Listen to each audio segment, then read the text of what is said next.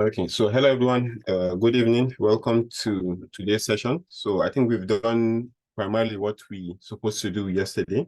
So for this session, it's more of like to just hear if you have any questions or have any challenges, and I'll be happy to help out to you directly. So, and maybe before that, so what will happen is I just want to maybe slightly talk about like the DeepMind scholarship, which is very much available and which might be interesting to maybe a few of you if you really want to pursue like graduate studies for a master's or anything. So I'll just highlight, let me just share my screen 1 minute.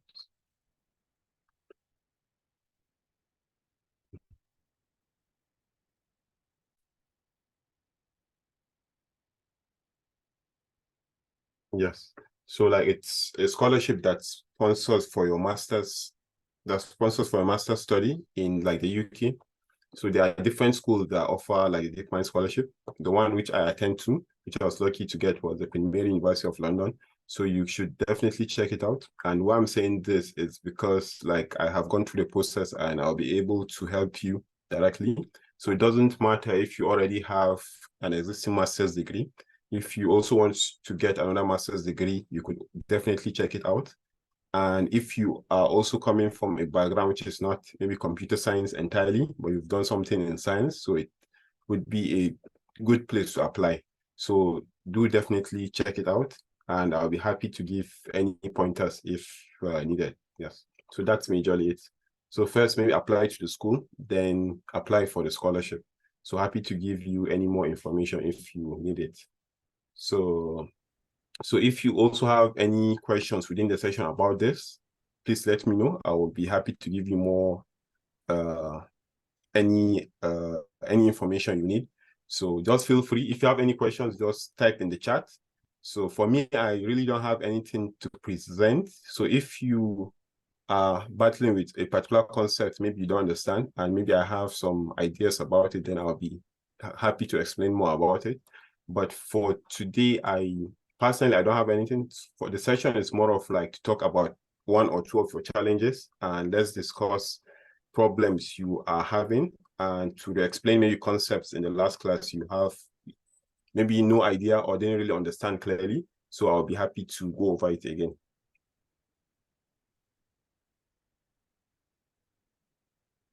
Okay, I'll just share. So currently the scholarship, it's not open. So what they do is first you need to apply to the school and get admission to the school first. Then you apply for the scholarship. You can't apply for scholarship before getting, but I'll just share the page now before getting admission to school. So if you want to apply to the school, so it's the similar process. You have like your statement of purpose, then you have recommendation letter. For your recommendation letter, you just submit one recommendation letter. That was when I applied. Then your statement of purpose, which is almost 500 words. Then there's no application fee, which makes it better than most other UK schools. So it's free to apply. So it's good. And if possible, apply as early as possible. So when you get admission, hopefully before May, the application for DeepMind scholarship opens maybe around, I would say maybe March or so, up till June, July. So please do apply to the school directly, Queen Mary. And if you want my statement of purpose sample, or you want me to review your statement of purpose, I'll be happy to do that. So I've sent the link to like the deep learning cohort. So happy to share any more extra information you might need. So in the meantime, if you have any other questions on some of the things we discussed yesterday or anything outside what we've discussed, so happy to talk about it.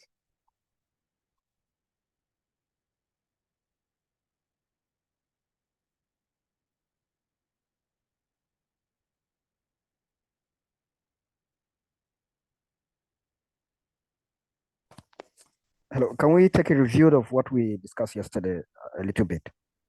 Okay, so yes. So when you say review, you should go over like things we talked about. And yeah, like a brief list on this is what we did yesterday, and this is how it is, and then continuously like this to have a recap of what we did. That makes sense. So 1 minute, let me just And so I also have a question regarding the yes, please. submission of the Go on, please. exercises. Can you hear me? Yes, I can hear you. Yeah, so regarding the submission of the exercises, do we need to submit in that particular repo you shared, or because the way I did it, I created a repo in my GitHub and then I push it to that particular repo and I shared the link. But don't worry too much about it. So since you've started that way, you could just go along with it that way. Maybe if you are done with everything, but if you want to create another one, it's still fine, but there are no restrictions. I think the major thing is maybe to submit the assignment. So inshallah, no problem, inshallah. Okay, thank you. No problem. And so again, like for this session, we are not treating anything new. It's just to go over maybe what we've done before. So if you have any questions, please feel free to send them in the chats or just turn on your mic and talk about them. Happy to discuss with you. And so I will just maybe go over what we've talked about. So maybe it will refresh your mind and maybe you could remember one or two things you have, maybe you didn't understand maybe when I was discussing yesterday. So I think most of yesterday we were more of discussing about how would you use PyTorch, because it has a different maybe philosophy of training models compared to like the previous approaches you have used for training machine learning models.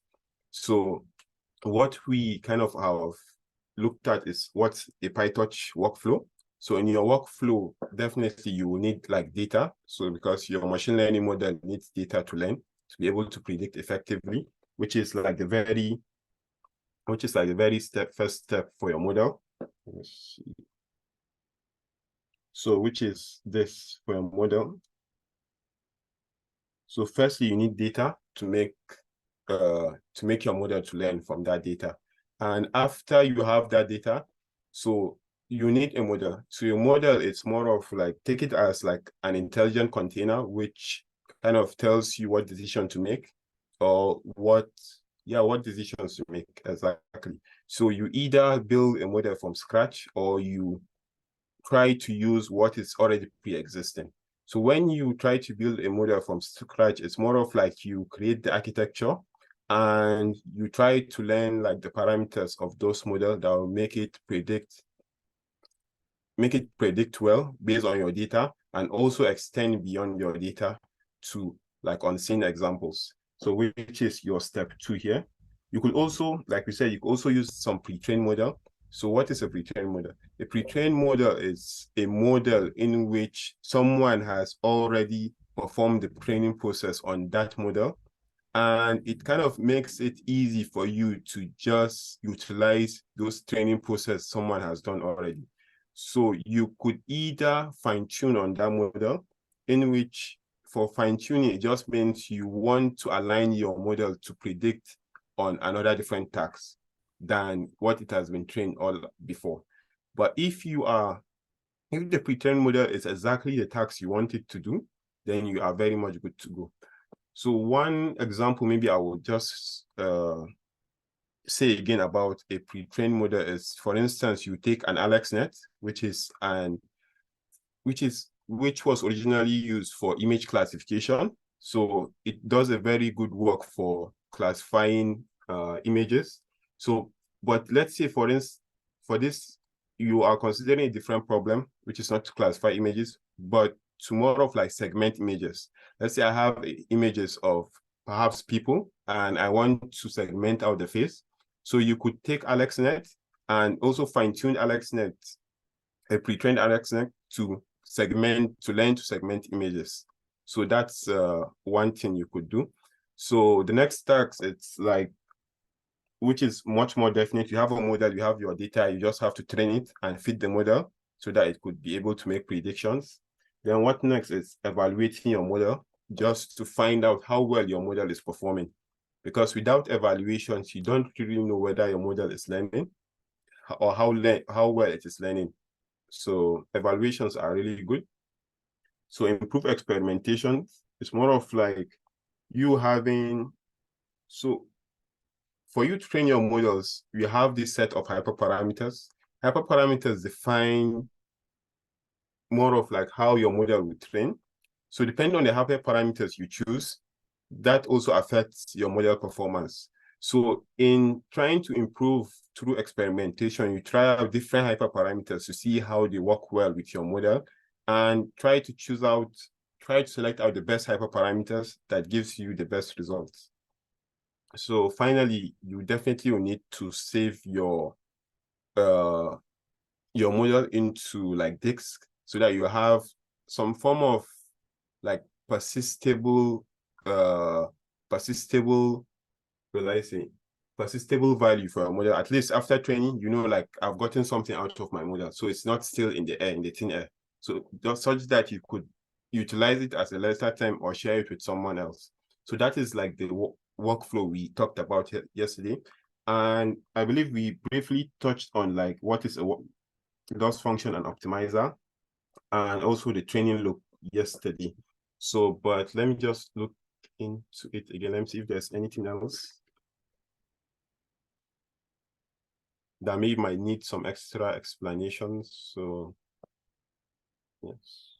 Well, feel free to just stop me anytime so that we would like discuss about anything. So, and I think maybe one thing I would say, when you look at what we did yesterday, it was more of like you have this model and it's trying to, so if you check your data here, it's purely linear. So it's more of like, as you said, like linear, you have it in a line format. So your model tries, let's say this is your model. So let's see. Yes. So let's say this is the data your model is trying to learn. So let me just say maybe this is your model here. So if you check like the data here, we are trying to learn, it's originally in a linear form. So it's easy to do a linear regression on that data and it will work well. But imagine the case where this is your data. Maybe let's say your data is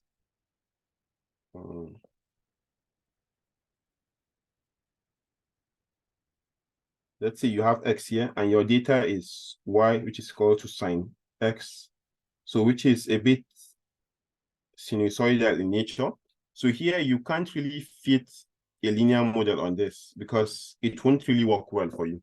So you want a really complex model. So that's where neural networks comes into play. So when you try to do deep neural networks, you stack multiple layers of, maybe you would say maybe linear regression equations, and they work in a very complex way to learn hidden patterns in your data.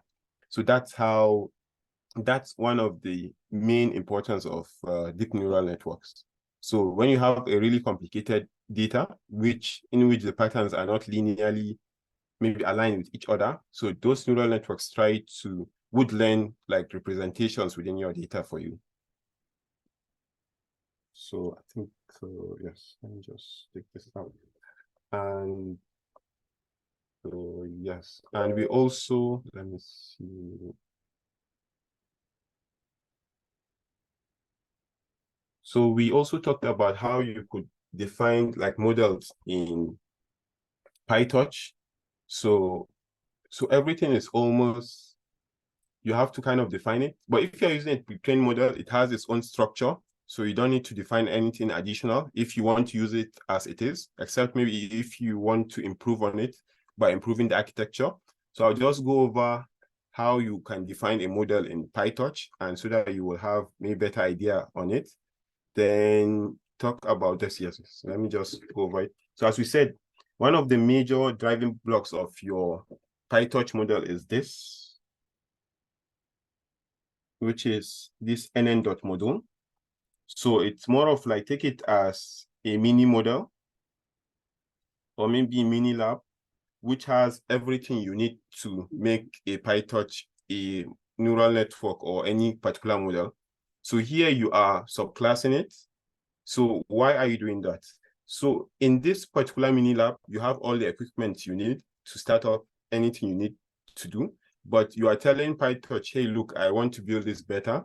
I know what I have in mind, and I could go one step better to build the network I like. So here, what you would set next is you kind of set out the parameters of your model or any functionality you believe would be important for your model. So where you set those functionalities are within the init. So anytime you instantiate your machine learning model, so it comes in with those maybe parameters or functionalities. So one of the parameters or few functionalities or things we need in building our linear regression model here is like your weights and the bias here. So remember we explained like in your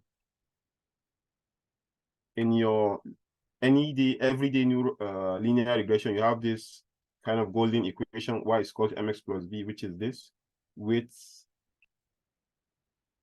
or your slope. And here you have this b here is your bias. So how this works is consider, like we always say, let's say you have this axis here where you have your data here and you have your y here, and assuming you have some data points scattered around maybe this plane. So what you want to do is your model to learn a straight line, which like does a good job in mapping out this data. Maybe this is bad, but I'll just continue with the explanation. So the slope of this model here, which defines how maybe the degree of slantiness of this line here is defined by m. Then the intercept here, which defines at what point your model crosses like the y-axis, is defined by your bias here, which is b here. So the slope, which is the degree of how slanting the line should be, is defined by m, and the intercept with the y-axis is defined by b parameter here. So if you have those two values, you could, if your data has some linear dependence, so you could maybe derive a line that would try to predict your data as accurate as possible. So that's if your data has some kind of linear dependence on each other. But for really complicated data, you could see, like, for instance, the sine wave we showed, you could not really actually fit a linear line that would align with all those points. So that's like the idea I'm trying to drive. So let me just take out everything. And so like we said here, what you do here, you define like parameters or tools you need in your network. And here in this forward method, it just defines what's the data flow your model use. So assuming, let me just do this kind of equation where you have, assuming this is a real world equation, y is equal to maybe, let's say, mx plus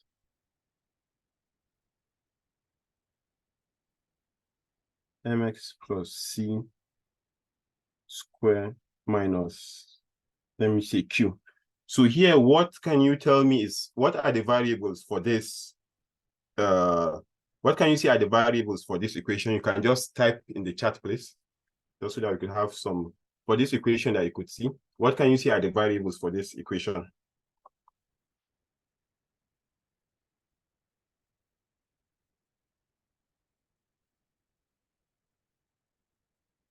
We have x and y, which is partially good. And okay, that's a question from the command I mixed, but I will go over it again. So looking at maybe this equations here, what can you see are maybe the variables?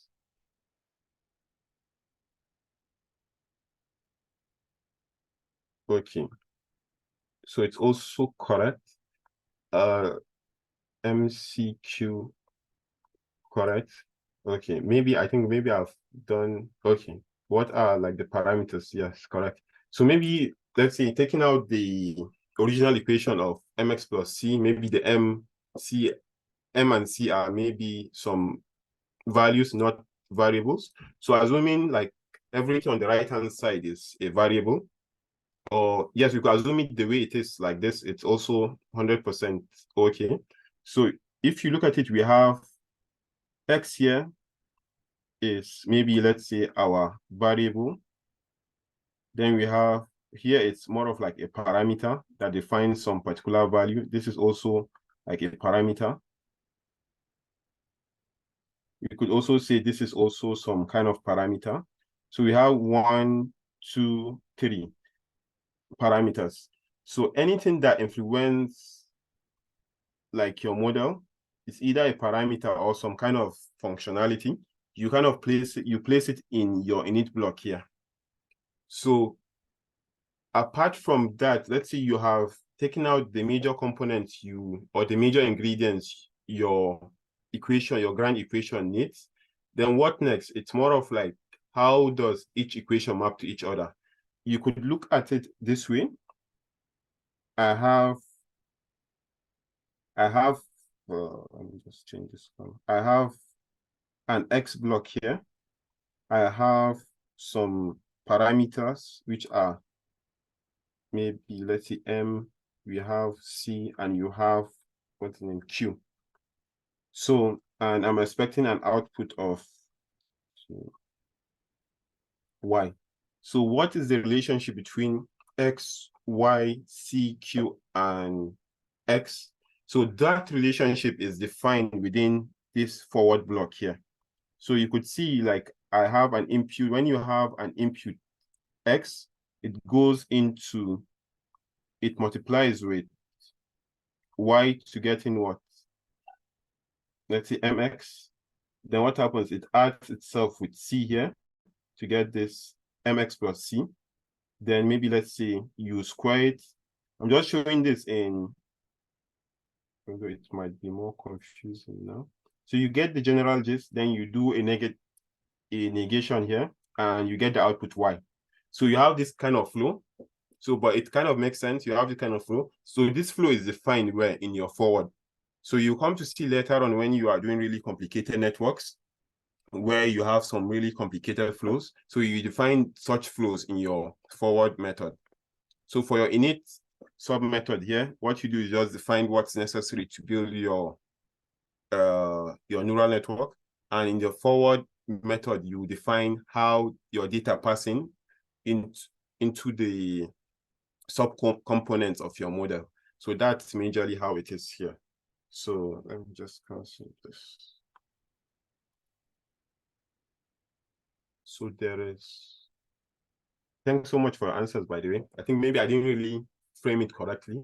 So, but if there's anything not clear, I would be happy to go over it again. So there's a question that please explain by Lukman, please explain backpropagation generally and how we can get weights from the model.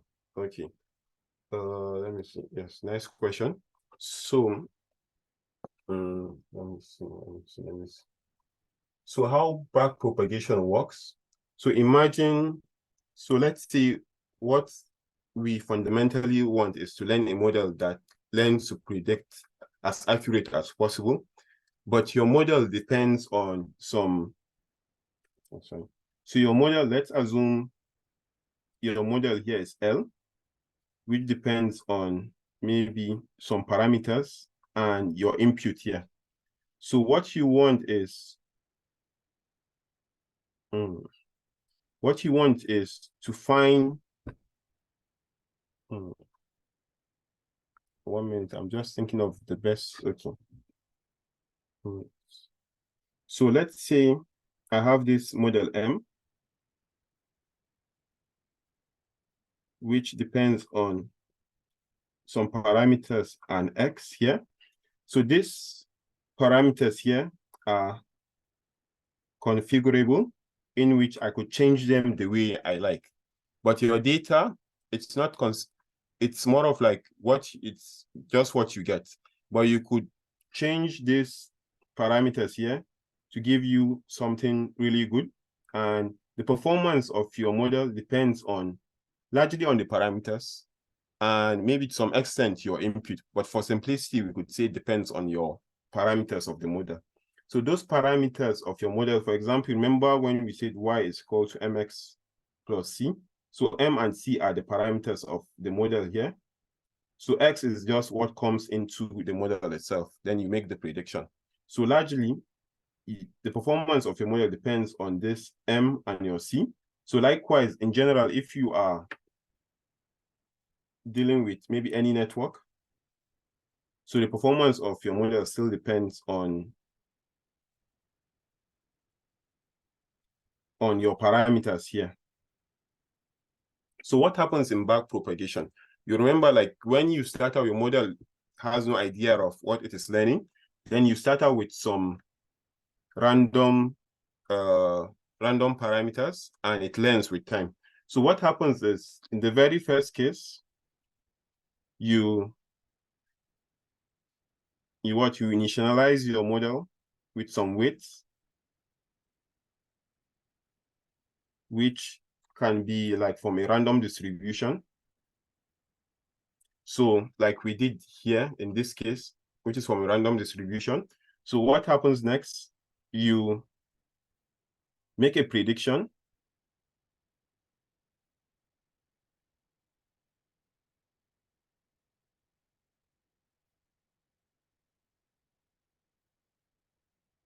Then you calculate the loss. So remember what we said, your loss defines how well your model predicts. It's predicting your ground truth. So your ground truth is like from your data, like from this data, everything in this data is really true. But what my model is predicting could be wrong, could be right. So with your loss function, you are trying to predict how well your model is making some predictions. Then you get some kind of values, which could be a scalar value.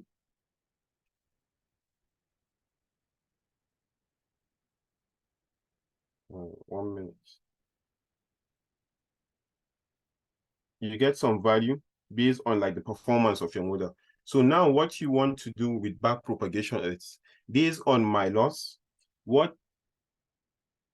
how can I minimize this loss that I have based on like some parameters? So how can you, so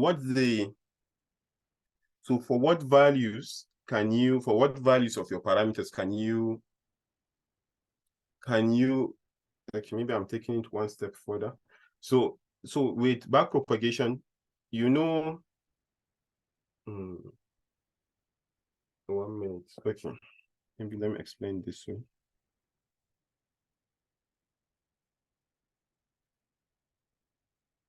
So let's say, assuming, still keep what we are explaining here. So assuming, I don't know, let's say you are familiar with some quadratic equation here. And let's say for a quadratic equation, you could get something of this slope. And let's say you have this equation, y is equal to maybe x squared plus 2x plus 1, for instance.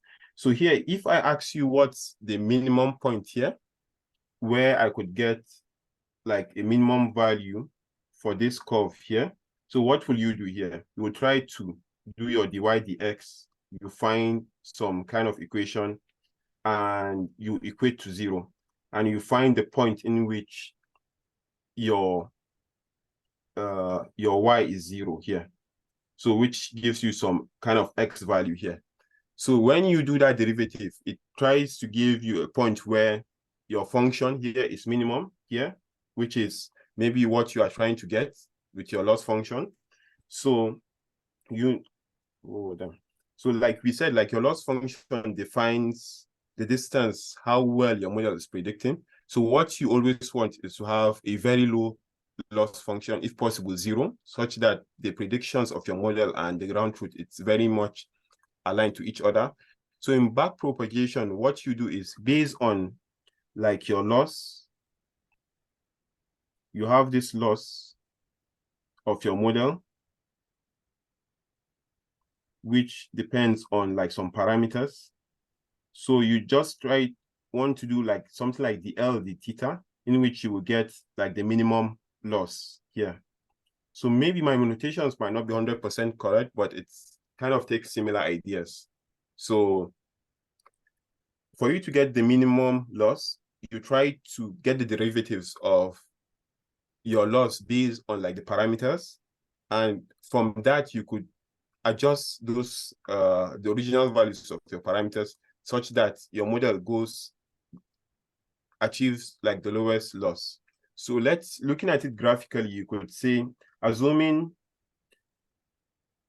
you look at your loss as a landscape here. So this landscape is not, this is like a very simple landscape you could look at. Assuming this is like your parameters here. And this is your loss. And for your model here, you could start at any point. And when you start at any point, let's say this is 0.1, this is 0.2, 0.3, 0.4, 0.5, 0.6. But looking at this graph, where can you see your loss is at minimum? At which point? You could just type out on the chart, which point is your loss at minimum?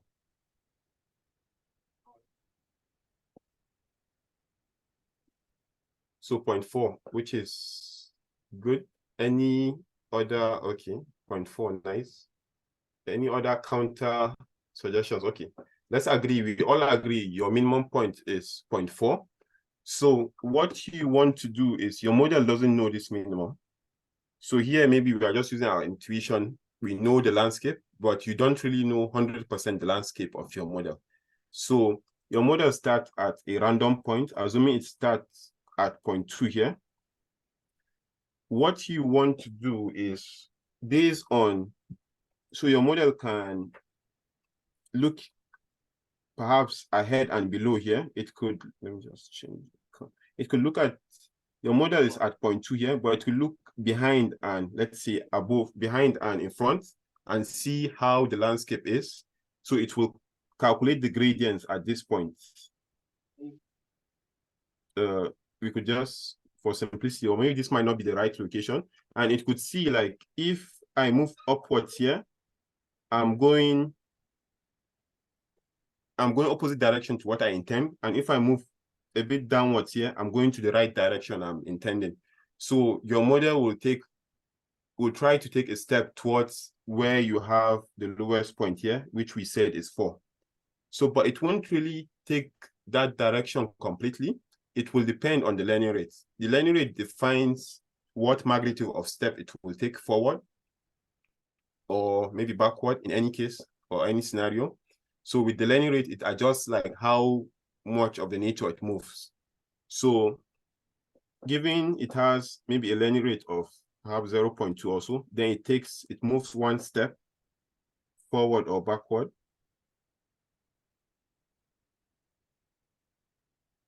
So let's say it moves one step and let's assume it's at step 3 here.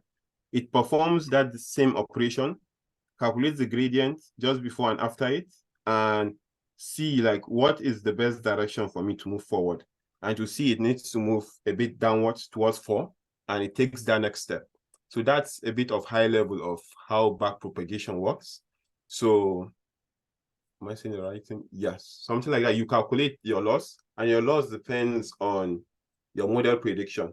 So when you pass in your data to your model, it predicts some values. You compare between your ground truth and your model prediction, how well it works. So, and from there, you take a derivative of, in your landscape of your loss, how well should you move around that landscape? But this is a very simplistic landscape.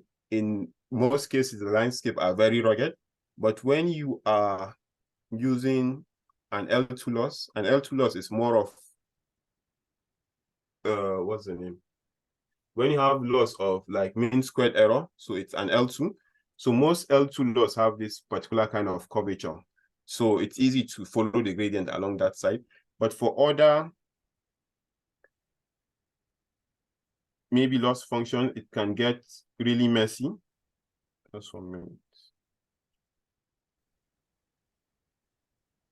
And I think it would be a good idea to introduce another notion of, so for other loss functions, it could get really messy, assuming also this is a 2D plane, but be very mindful, this would extend far beyond a 2D plane. It could be a 3D plane or far beyond that. So let's say you have this kind of loss function. So you could see here, your model can start off at this point. Let's assume 1, let's say 2, 3, 4, 5, 6, 7, 8, 9. So just quickly, where do you think is the loss you will want to get in your model in this case? Could just please type in the chat.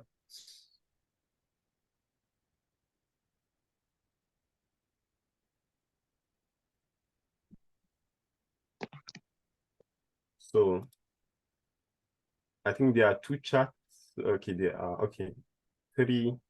So some people said 7. Anyone against 7? So 7 is really good and it's correct.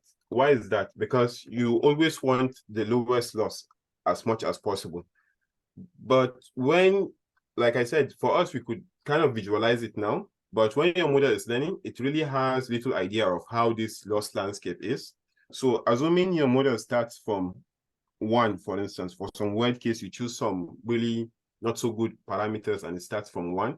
So it's easy for your model to kind of settle at this point, because like when it looks here, it looks around it, there is nothing there. So which, you know, it's not so good in most cases.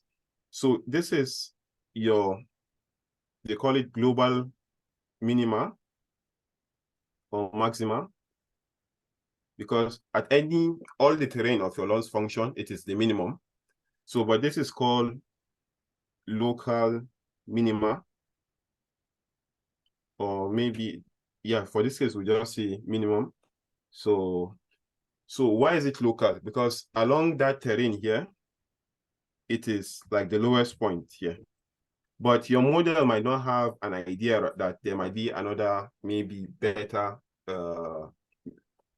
like global minimum. So it's always good to use some kind of, that's where things like your optimizers come into play, because some special optimizers can give an extra push in your model such that it would find your global optima.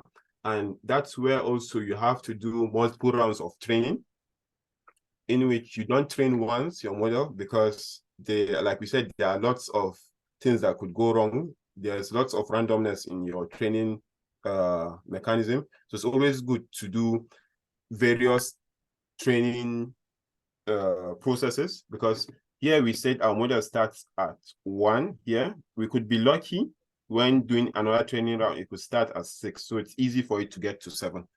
So I think that's maybe the little I can say for back propagation. But there are maybe other valuable resources we could also check out to get maybe proper explanations. But if there's anything you want me to add, please, I'll be happy to go over it.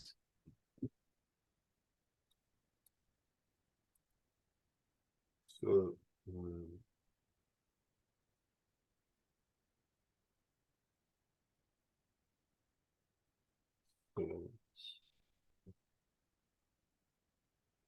I think we still have some time in case if you want me to explain anything, I'll be happy to do so.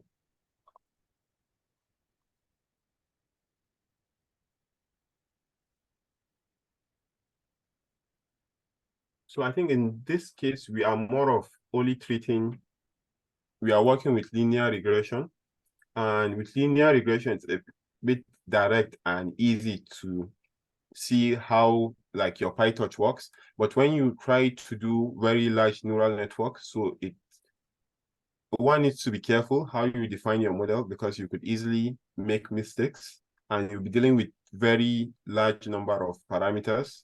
So one needs to be careful when working with neural networks, which we will start treating in the next session.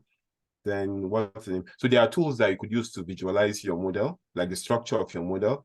And even for LLMs now, you could visualize, which are like very massively large models, you could also visualize them and see kind of maybe the working mechanisms of your model, but not 100%, because like this kind of models, there are black boxes, particularly neural networks. So for linear regression, you would say it's a white box because you could tell like what's happening underneath your model. But when you try for models like deep neural networks, it kind of becomes a black box. It's difficult to know what's happening underneath it because lots of computations and lots of computations happening underneath it.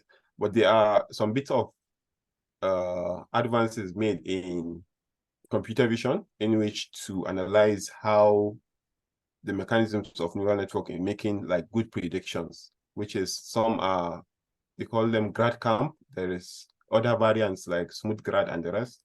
But I'm just telling you for extra information. I think there is a chat. Okay, how applicable is backpropagation in the use of neural network?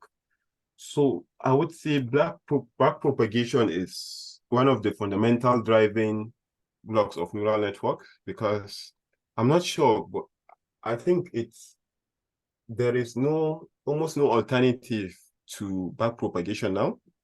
And because Geoffrey Hinton proposed something like forward mechanism for learning, but now the backpropagation is very fundamental to training neural networks.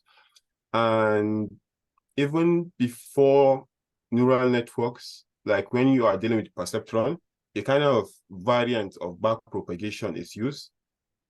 So when you look at it, let's say you want to learn in some sense.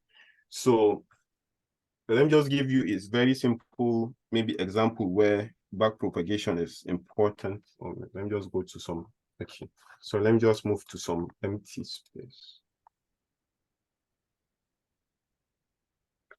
So 1 minute, okay. So let me just move to some empty space. Imagine we have this linear, yes, right? Okay.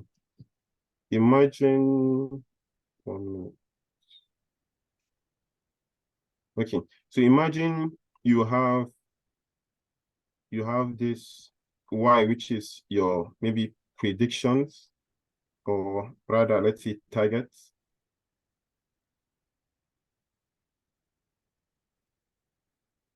Which is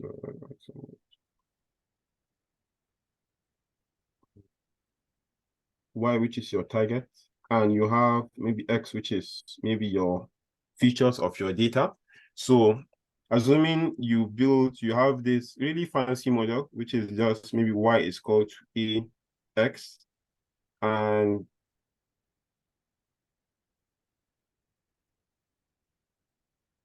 yes, which is Y is called to AX. So, and you want to learn this parameter here. So this is like, you could call it the weight or anything you want to call it, or parameters of your model. And you want to learn these parameters. So there are a number of ways to go about it. So easily using linear algebra, you could say something like, Y, maybe something in nature of, this is your equation. So it is good because it would work well for you. But imagine if you are dealing with very large data of perhaps millions of megabytes or gigabytes. Just imagine a very large scale data. So this computation here is very expensive. So it's always not advisable to do this computation to get like the best parameters to train your model here, to get the parameters of your model. So that's where you try to use backpropagation, because it is a more simpler learning mechanism that is like less compute intensive. So yes, so inversion is very expensive. So with backpropagation, it makes it easier. And this is like for a very simple equation, you could see like, and you have very large data. But in the sense of when you are dealing with neural networks, where you have a very large cascade of maybe neurons together, and each of these neurons is like a linear equation in its own self.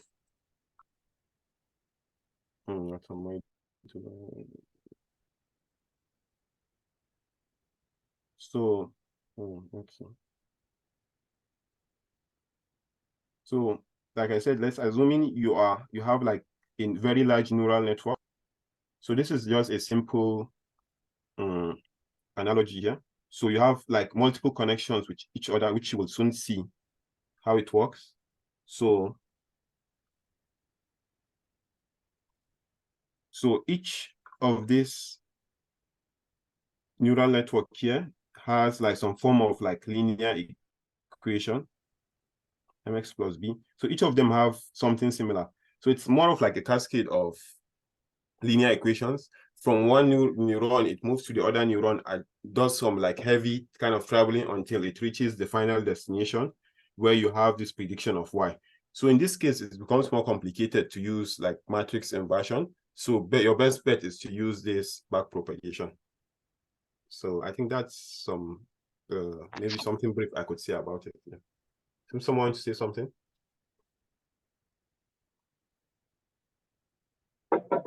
Yeah. So if you have any more questions, I'll be happy to answer them. So, and if something is not clear, just let me know, then I will try to explain it.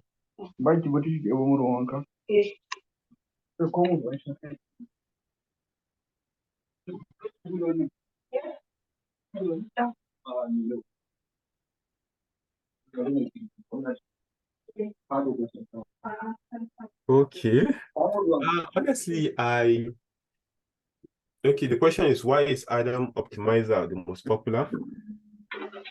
I honestly maybe can't say in theory, but I'll just say maybe it works well for most people. So, but honestly, I can't see, I know why it's the most popular based on maybe its mechanism here. But I'll just say maybe it works best for most people, but I 100% don't know why, like in the underlying manner. So, but it has really given people really good results. So it's easy to just go off the shelf and just pick Adam Optimizer. So because you are to some extent certain it will work for you. But the other variants too of Adam Optimizer, which are good. So, but I can't say 100%, sorry.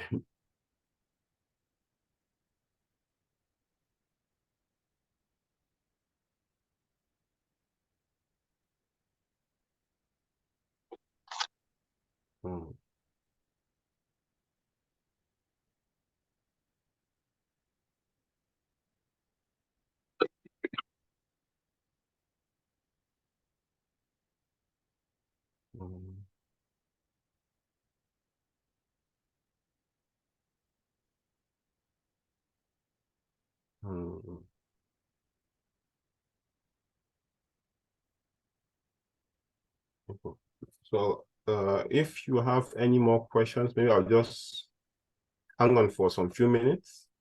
And if there are any more questions, so happy to discuss them.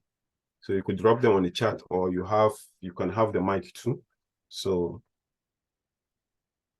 so maybe just to say again, maybe any questions we didn't get to answer. So I'll try to make more research about them. Then we'll discuss them in maybe the coming classes also. So hopefully we'll get to maybe expand our knowledge and yeah. So,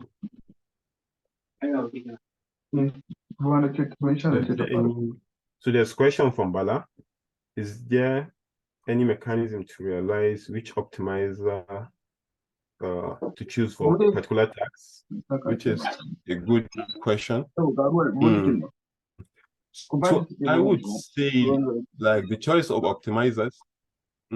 So everything about machine learning in particular is a bit empirical. So we would say empirical because it's something you try to experiment with. Because even things you are certain 100% will work, it will surprise you for some reason it won't work. So that's why most times you do hear they tell you deep neural network is a black box. So for some tasks, you could have, like when you have experience with some tasks, a particular optimizer might work well for you. So, but in some approaches, you might need to work with other optimizers, but there are no, like, what will I say? You can't really guarantee that one optimizer would certainly work for all tasks. So that's why it's good to experiment as much as possible, because you find really interesting results when you try like different type of parameters. But currently, I can't really talk about the mechanism of optimizers because it's been a long time. Honestly, I worked with them closely.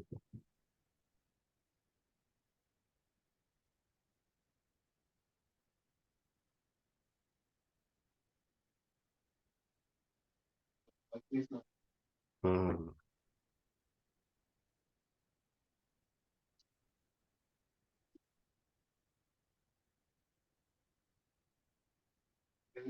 Okay. Assignment. Sorry. So sorry. Like I got caught up in some things, but hopefully by tomorrow. Sorry, is it the marking or the advanced assignments? So, but for both, inshallah, by tomorrow, inshallah, you will get them, inshallah. And so I just don't want to make it really complicated, because I know maybe some people might find it difficult with the first assignment, so that I don't compound things for everyone. So, but inshallah, tomorrow you will get both the review and the advanced assignment, inshallah. So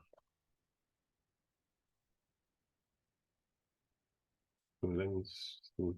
But if maybe that's not maybe what you wanted to maybe ask about, I'll be happy to go over it. Let me just see if there's anything else.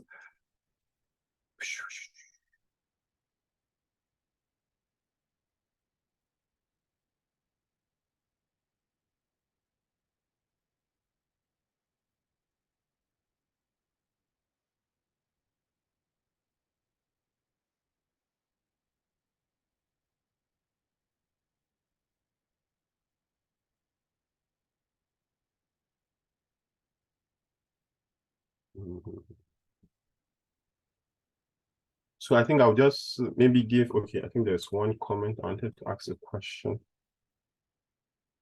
Okay, nice. Thanks so much for the question. So in this, like in the past session and here we discussed about linear regression. So briefly, do you think linear regression, is it a linear model, or is it a regression model or classification model? So you could quickly maybe type that in. Let's see.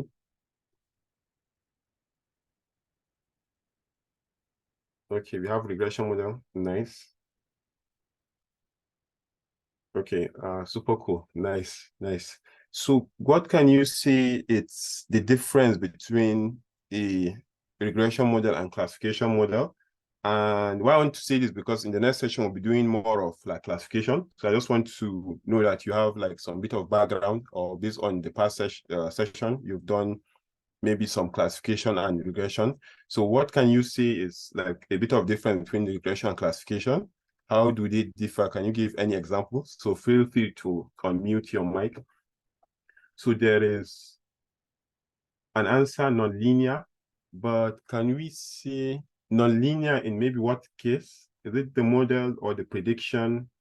Feel free, you could unmute your mic so that you could just speak, and you could also type out. Yes. In my opinion, like regression, we are trying to predict a particular value or a probability. While classification, we are trying to know the class, like a particular class, a group, the probability of that particular prediction to be in a particular group. Okay. That makes sense, really. So that makes sense. So yeah, so it's like yes. the probability is like just like the way he's saying nonlinear. So regression is like trying to have the continuous, like output as a continuous number. But classification is like the opposite of continuity. What is I forgot? Like an integer, like it has to be in a class. Okay, that makes sense, really. And I think there are other answers. thank you so much for your answer. So there's another answer by Bala. Regression is more of like you have continuous data. So that's to some sense correct. Then there's another answer by Lukman. Logistic regression can be used for classification, which is 100% correct. So we just set a threshold and demarcate and threshold and use to demarcate, which is very good. So maybe I'll just briefly give some final points on this. And so that classification is binary of data, yes or no. So classification can be binary and classifications can be multi-class. So I'll just think about it this way. Let's say you have your model M with ingests some data. So what defines whether a model is regression or classification depends entirely on Y here. So when we say a model is regression, more simply, or classification,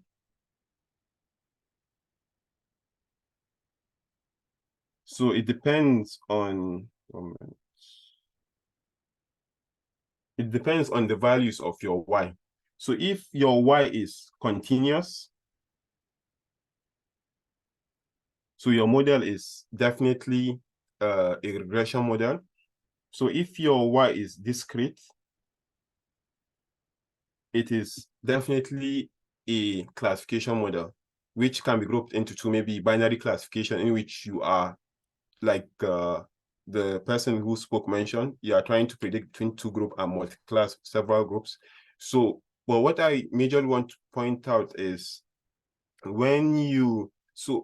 what key example I can give of regression. So imagine you have a model that maybe looks at a person's face and predicts the person's age.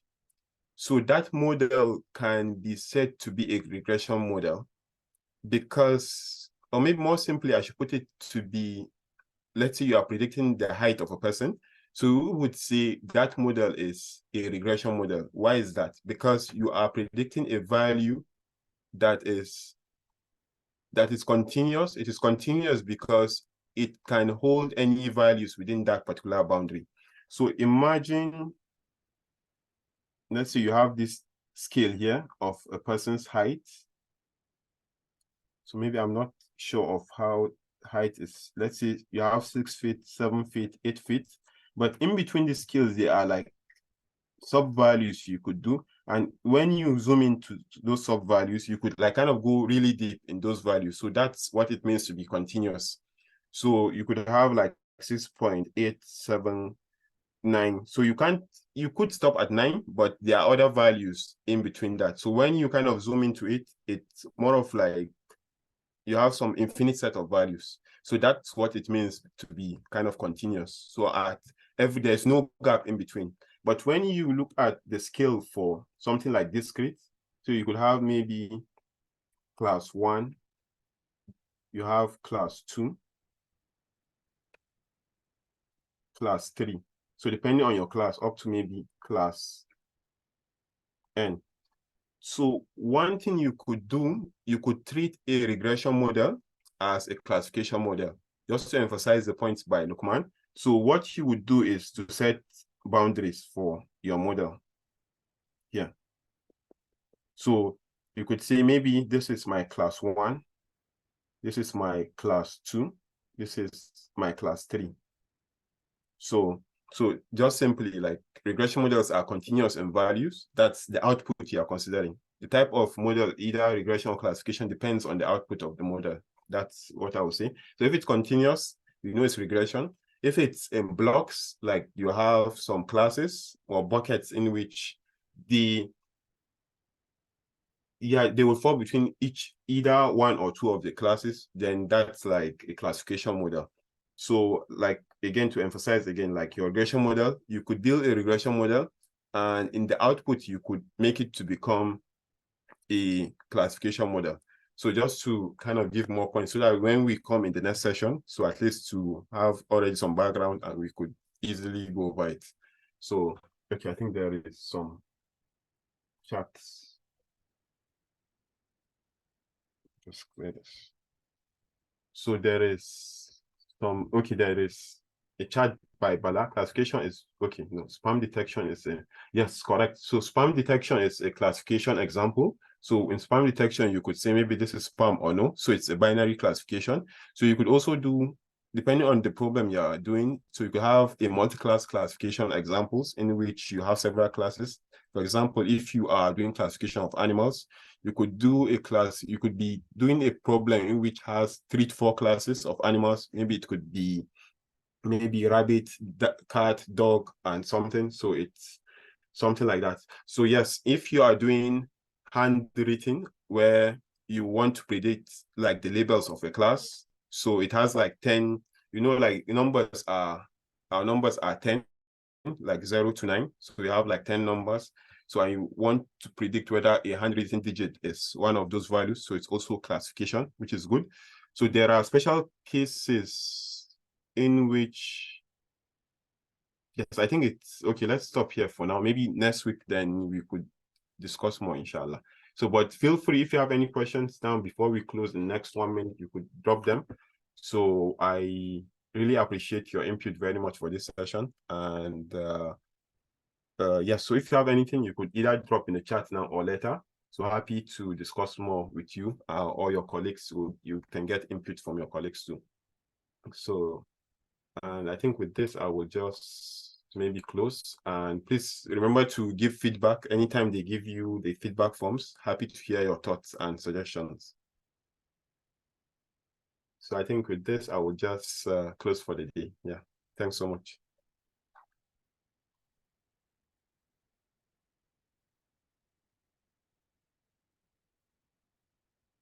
Thank you. Yeah, thanks.